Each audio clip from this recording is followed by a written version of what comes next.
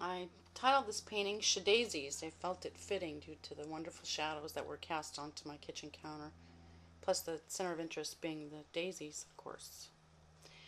What you see here is my initial drawing and the areas that I have masked off with Frisket.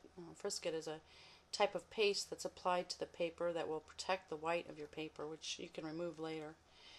Once the Frisket is dry, I laid in a light wash with a mixture of cobalt blue, dioxazine violet, Windsor yellow, and then I added hints of burnt sienna to add some warmth to the painting.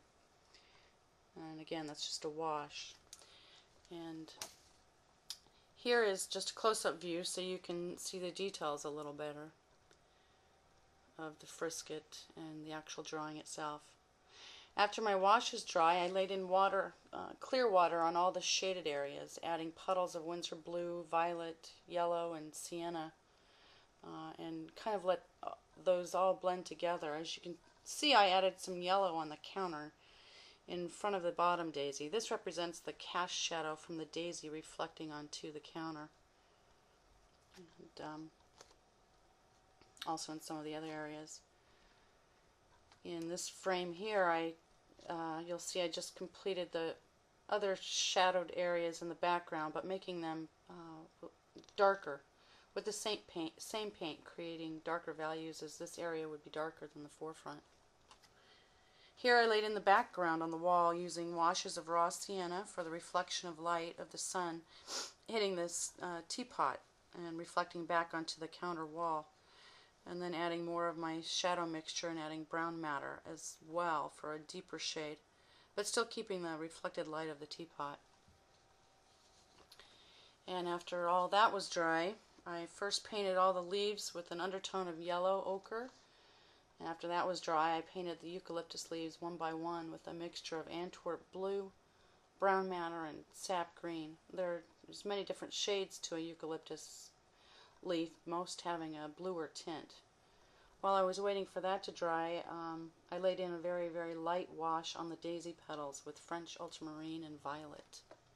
Again, making sure it's a very, very light wash. I also started painting the stems. Here's just another shot of more glazes on more of the leaves. You can see how they're developing a deeper value, adding shadows here and there.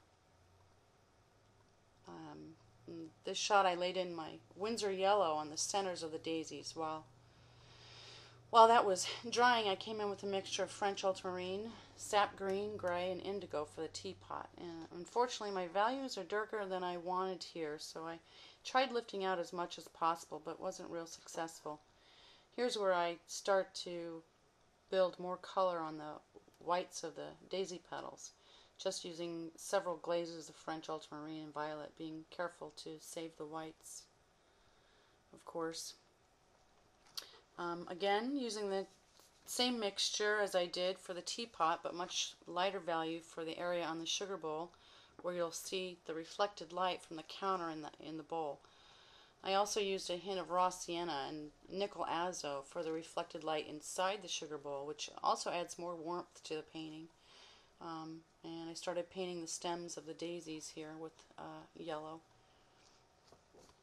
In this frame, you'll see I added more washes to the teapot and added French ultramarine and ochre to the reflected areas on the lid and handle. Now that my daisy stamens are dry, I go over them with another darker value of Indian yellow and adding burnt sienna for the more shaded areas, and using sap green and blue for the daisy stems. And here is the completed painting, where I basically have gone over all the areas on the teapot where it needed detail and added more darks around the areas that needed shadowing, etc. I hope you've enjoyed this demonstration, and or that it has prompted you to start creating with watercolors. Thanks for watching. Hope you enjoyed it.